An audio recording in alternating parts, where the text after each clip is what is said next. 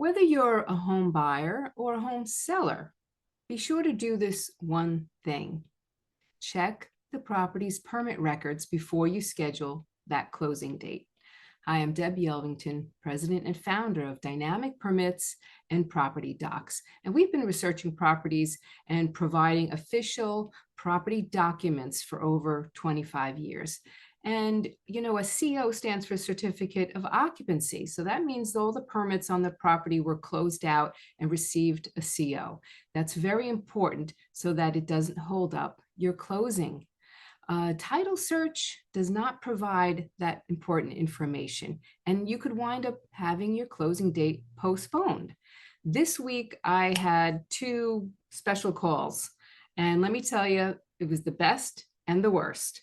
The best one was a gentleman who called and said, I built a masonry patio in my backyard.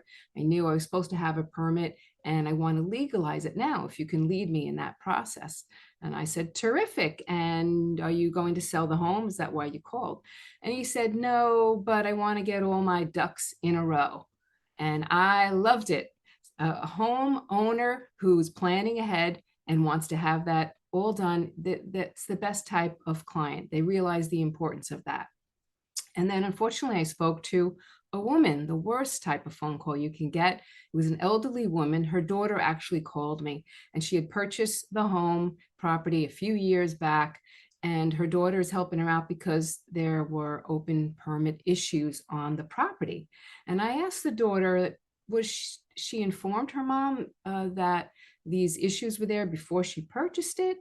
And the daughter said, well, she didn't really understand them. She understood that there was issues, but thought that she would deal with it later. She was buying the property in cash.